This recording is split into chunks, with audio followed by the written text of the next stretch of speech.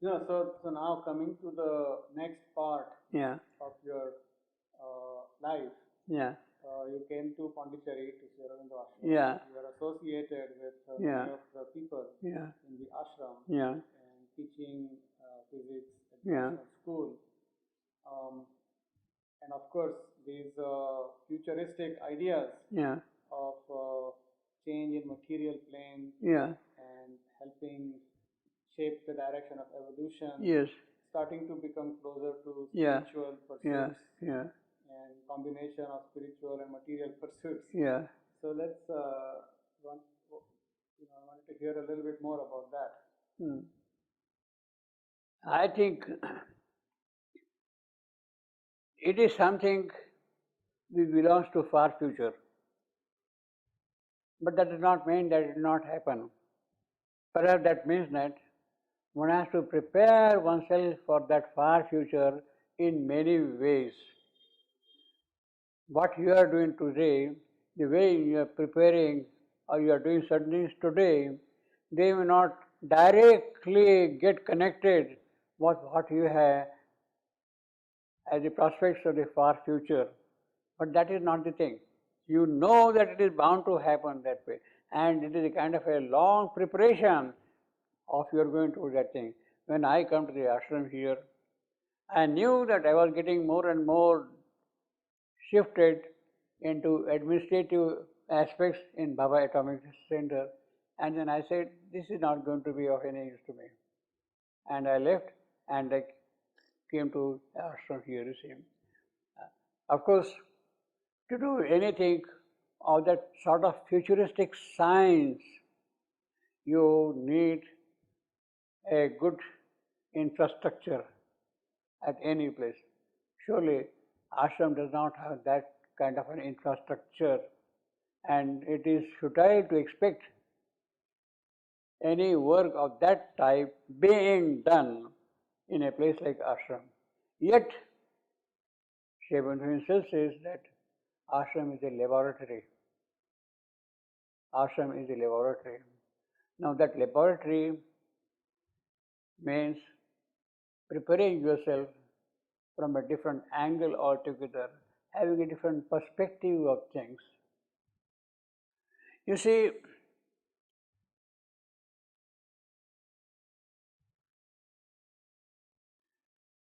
one of the examples which Shivantu gives in his magnum opus, The Life Divine, is very instructive. Again, we come back to water molecule. He says that, and imagine a person who is not a scientist giving an example of science. He tells that a chemist, a physicist, a scientist tells you that you take oxygen and hydrogen in certain proportions and bring them together in a certain way, you get water molecule. Now that is a statement made by a scientist.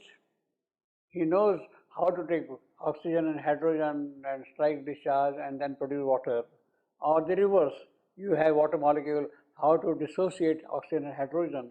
The scientist knows that thing. The steps he knows it, and he does that thing. It happens kind of routinely, you see. But the scientist does not tell you how is it that oxygen, which has certain properties of helping combustion, hydrogen, which has certain properties of burning itself, when they come together, they give rise to totally different properties. You, in water, you neither have the properties of oxygen nor the properties of hydrogen. Where from have those new properties come? In water, it is a totally different kind of a substance. Where from have those new properties come? Science is unable to explain that thing.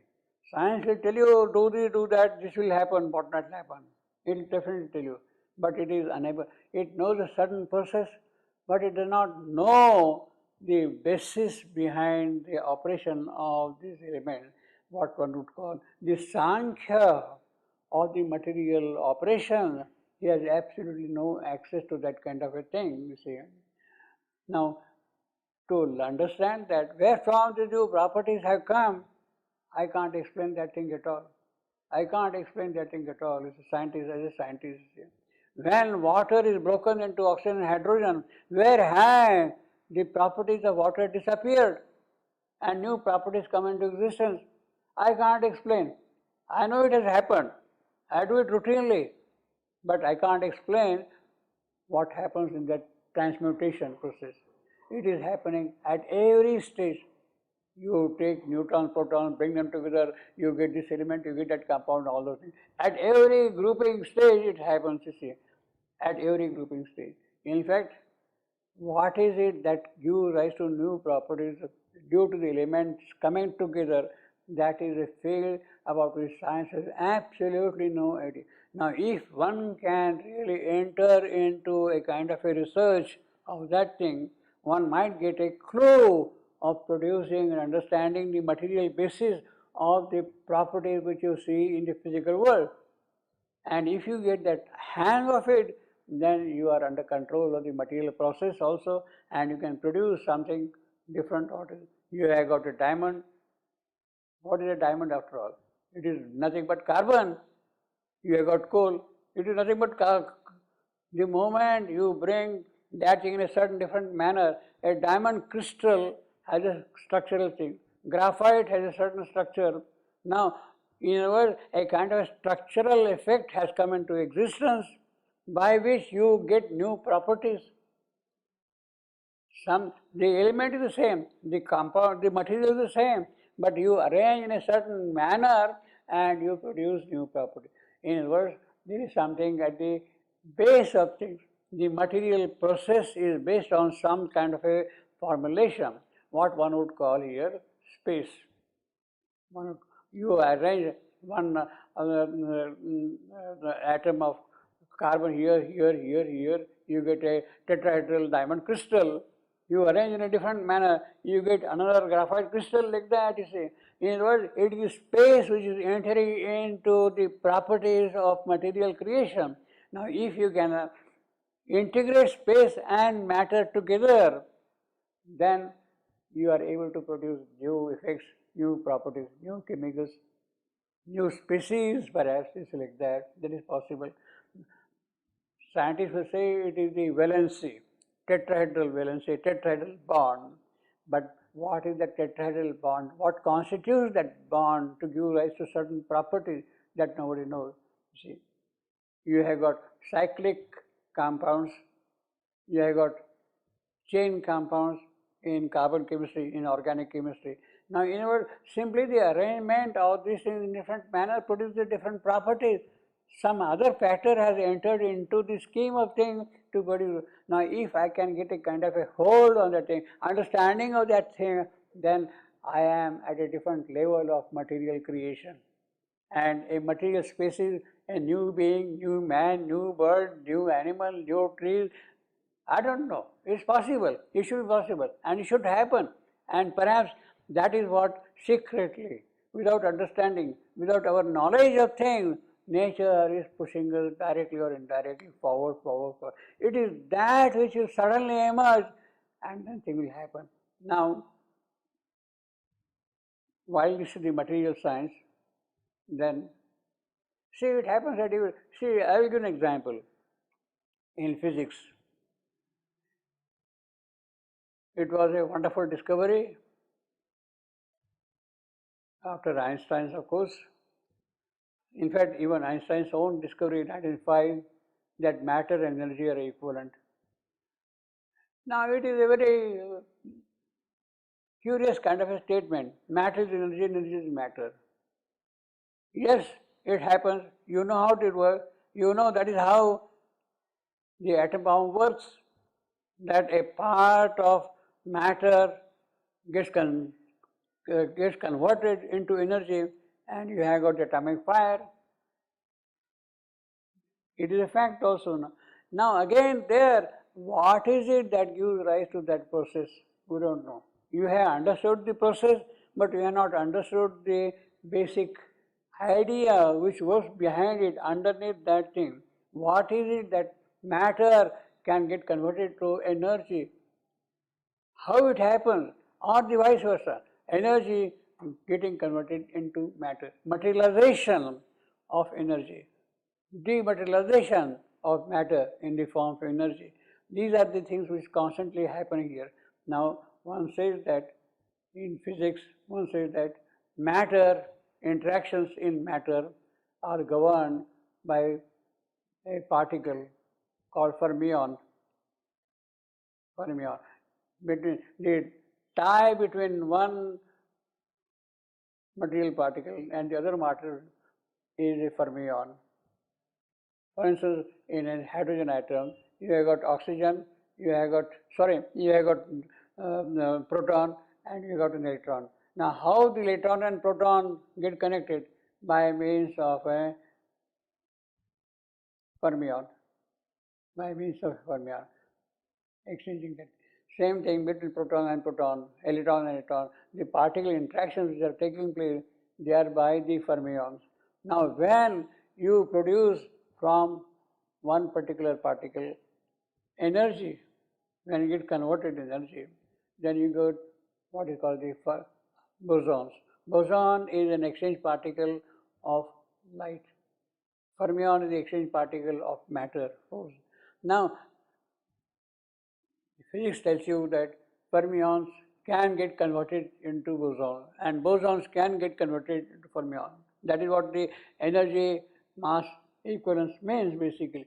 Now again, we don't know how, we have made a very beautiful statement, but the understanding below it is not there at all. How it happens? What is that governs it? Can I control that process? Can I control that process? You see, if that urge can be satisfied, I think it is that kind of a discovery to which things are moving forward. We are not aware of it, we will not be aware of it, and perhaps we should not be bothered also about being aware of it. But something is definitely pushing us forward in that direction. Without our knowledge, we are kind of slaves, we are being driven by it, and I think that is a good thing in a way. That pursuit is there, and it is that which keeps us alive, that keeps us interested in things like that. So now it is that sort of a pursuit which is going to happen. I would say my stay here in a spiritual institution like this is to understand this material process, this material dynamic, what would call the spiritual Sankhya of things, if one can really understand that thing. Now, I give the example of chemistry, hydrogen, oxygen, etc., all that come under the category of valency. The spiritual name for that will be, it is Agni who creates forms. Agni is the creator of forms at every stage. You have got a certain material, it is Agni who is producing this form. The moment you arrange 4 carbon atoms in a certain manner, you have created a space configuration such way that it produces a different property. Who has done that? It is the valency as we understand, but behind that valency, who is operating? It is, as a Vedic understanding, Rigveda would say, it is Agni who is the builder of forms. So it is actually behind this diamond who is working? It is Agni. The mystic fire who is working and producing from these material things certain properties like that. Now it is in that direction things will move, and new kind of species, new kind of creatures, new kinds of possibilities would open out, you see. That is how I see. Now it is with this kind of an understanding that I could conduct my classes in the Center of Education in the ashram. My thrust, my presentation will be along that line. In fact, one of the first things which I did when I came to the ashram here was to conduct practicals for students of physics in a different manner.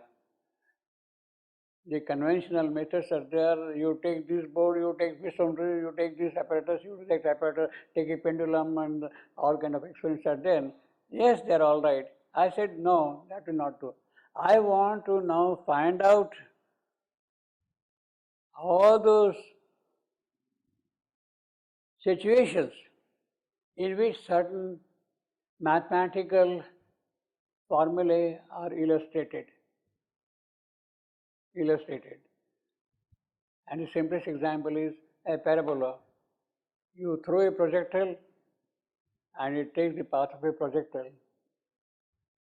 So you collect now all the situations where a parabolic path is covered. You are demonstrating now a parabola through experiments. You are demonstrating simple harmonic motion through a variety of experiments. You are demonstrating discharge of a capacitor, decay function, exponential decay or exponential rise through a certain series of experiments. So my teaching was to gather all those experiments around a given formula, mathematical formula. And then here I got a set of experiments demonstrating exponential character. Here you have got a set of experiments demonstrating parabola. Here I got a set of other experiments demonstrating simple harmonic motion, like that.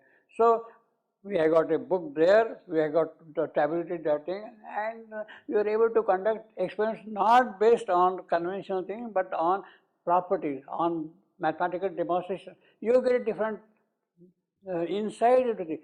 You can't, for instance, imagine a kind of a similarity between the decay, radioactive decay of a source substance. It is exponential decay. The flow of water or of a liquid through a capillary is an exponential decay. The discharge of a capacity through a resistance is an exponential decay. Now, this exponential property, now, in other words, as if there is a kind of a capillary tube in a nucleus which is giving rise to that stream. As if there is a kind of a capillary tube in a capacitor which is giving, or you can reverse the other way around that you see. So you get a different sort of an insight into the functioning of the physics of that thing, you see. So that was my approach in devising experiments when I came here, and I think it was pretty well appreciated. Now it is there, it's all right, you see. While I was conducting my classes, it is in this manner I will not say teaching to the students, I was learning things for myself in a different manner altogether. See, coupled oscillators, how they couple together. You have got a string, you tie two pendulum, and then how you set one into motion, after some time it stops and the other one starts swinging, you see. Now, how that coupling takes place, and in other ways you start relating that coupling now with other situations like that, you see. So you get a different insight into the working not only of your experiment, but of the universe in a certain sense, you see, of a universe in a certain sense, you see. So that is how I was conducting experiment. Now, I did that thing for several years, but at the same time then, I was also interested as a person, as an individual, in some other aspects, writing poetry, writing articles. Of course, reading Shivendu and Mother's was constantly there, always there. My very venerable teacher who really brought me up, Amal Kiran, I was very closely associated with him. We used to have long sessions with him about the philosophical matters of science. We used to have long sessions with Professor Jahangir Chab, a very famous physicist, philosopher. who had a very high standing in philosophy, we used to have hours of discussions about where the physics is drifting like that. He used to come here for his birthday every year and stay here for 1 month. So during the 1 month, we used to sit for hours and exchange our notes constantly. I learned a lot of things. He learned a lot of physics from me also in the process. Jahangir's chap, very elderly person, very deep philosopher, very deep in shape, and his birthday happens to be 5th January. My grandson's birthday also is 5th January, by the way, you see. So he used to come here and we used to meet. Same way as to have interactions with Amal Kiran very regularly about these matters.